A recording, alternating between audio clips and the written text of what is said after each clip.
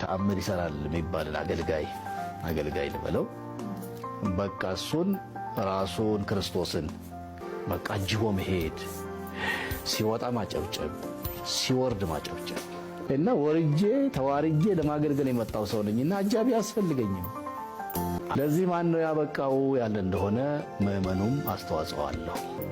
ቮለንቲር ይሁን ተቀጣሪ ይሁን አላቅም፣ አዲስ ነገር ነው እና አንድ ሰዓት ተኩል 2 ሰዓት ሙሉ የሆነ ነገር ሲነገር እንሰማለን። በቃ በማቋረጥ ሁኔታ እግዚአብሔር እንዲህ ይላችኋል፣ ይሄን አሳይቶኝ፣ ቀልድም አለ፣ ጨዋታም አለ፣ ዘለፋም አለ። ኦኬ እሺ። በዚህ እንቅስቃሴ ውስጥ የገባ ምዕመን ደግሞ በዚህ በአዲሱ ዘመን እንቅስቃሴ ውስጥ የገባ ምዕመን በስነ መለኮት ፐርሰናሊቲ ከልት የሚባል አንድ አሳሳች ነገር አለ። ማለት አንድ ተአምር ይሰራል የሚባል አገልጋይ ልበለው በቃ እሱን ራሱን ክርስቶስን አሁን እንደምትሰሙት የእግዚአብሔር ሰው ይባላል፣ ይቆላመጣል። ያው ይሄ ነብይነቱም ሐዋርያነቱም ትንሽ አረጀ መሰለኝ። አሁን ደግሞ የእግዚአብሔር ሰው ትልቁ ማዕረግ እየሆነ እየታሰበ ነው መሰለኝ፣ አላቅም። እና ወደዛ ደግሞ ሽፍት እያደረገ ነው።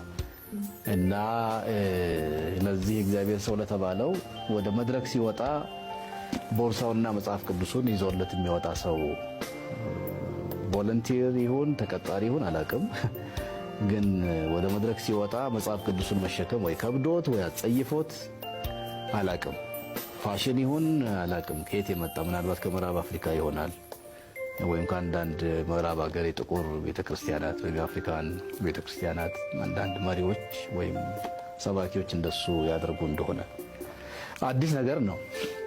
እና ይሄን የተወደደ መጽሐፍ ቅዱሴን የእግዚአብሔርን ቃል ይዤ መድረክ ለመውጣት አሽከር አያስፈልገኝም። የተቀጠረም ይሁን በፈቃዱ የሚያገለግለኝ ሰው አያስፈልገኝም። እና መጽሐፍ ቅዱሴን ከፍቼ ማንበብ ደግሞ እንደኋላ ቀር ራሴን አዳየው። ይሄ መጽሐፍ ቅዱስ ቢወጣ እኮ ነው እሱ የማይወጣበትም ጊዜ አለ። ፑልፒት ላይ ከሰባኪው ጋር የማይወጣበት ጊዜ አለ፣ ወጥቶ የማይከፈትበት ጊዜ አለ። እና ይሄንን ይዞ ከተወጣም እንደተከደነ ሆኖ 1 ሰዓት ተኩል 2 ሰዓት ሙሉ የሆነ ነገር ሲነገር እንሰማለን። በቃ በማቋረጥ ሁኔታ እግዚአብሔር እንዲህ ይላችኋል፣ ይሄን አሳይቶኝ፣ ቀልድም አለ፣ ጨዋታም አለ፣ ዘለፋም አለ፣ ብዙ ነገርና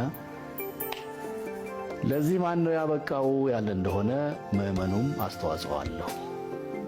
የእግዚአብሔር ሰው በል ተብሎ ይሁን አላቅም፣ የተለያዩ መጠሪያዎችን እየሰጠ እና እሺ ከመጠሪያ አልፎ ደግሞ በተግባር በቃ አጅቦ መሄድ፣ ሲወጣ ማጨብጨብ፣ ሲወርድ ማጨብጨብ፣ አንድ ቃል ተናገረ ማጨብጨብ፣ ማፏጨት ምን እና ይሄ ሰው ቢስት አይገርምም፣ ስፍራውን ቢለቅ አይገርምም፣ ራሱ እንደ ልዩ ፍጡር ቢቆጥር አይገርምም። እና ከየት መጣ ይሄ ነገር? ኢየሱስ ክርስቶስ የሚያስተምራቸውና ወደፊት ለዓለም ወንጌል አሸክመው የሚልካቸው 12 ሰዎች እንዳሰለጠነ አንዱ እንደጠፋበት እናውቃለን። ቦዲጋርዶቹ አልነበሩ፣ የሱ ጠባቂዎች አልነበሩ፣ የሱ አጃቢዎችም አልነበሩ። ለነገዋ ቤተክርስቲያኑ የሚያዘጋጃቸው ሰልጣኞች ነበሩ እንጂ ቦዲጋርድ አልነበረው። ሲይዙት እንኳን ምንድን ነው ያለው? እኔ አምላኬን አባቴን ብጠይቅ አለ፣ አንድ መልአክ ቢልክ አለ፣ እነዚህን በሙሉ አንድ ጊዜ ሬሳ በሬሳ ሊያደርግልኝ አይችልም ወይ? ጴጥሮስን ሲገስጸው ይመስለኛል የሊቀ ካህኑን ባሪያ ጆሮ በቆረጠ ጊዜ ለምን እንዲህ አደረክል ማለት፣ እኔ አምላኬን ብጠይቅ እኮ እኔ መልአክ ይልክልኝ ነበር አለ። እና አልፈለኩም ነው፣ አይገባኝም። ባሪያ ሆኜ ላገለግል የመጣሁበት ምድር ደግሞ ጆሮ የሚጨረግድ መልአክ ሊከተለኝ አይገባም ወይም ሊያጅበኝ አይገባም። በዓላማ የመጣው ሰው ለመሞት የመጣው ሰው ነኝ። ስንዴ ቅንጣት ካልሞተች ብቻዋን ትቀራለች፣ ፍሬ አታፈራም። እና ወርጄ ተዋርጄ ለማገልገል የመጣው ሰው ነኝና አጃቢ አያስፈልገኝም።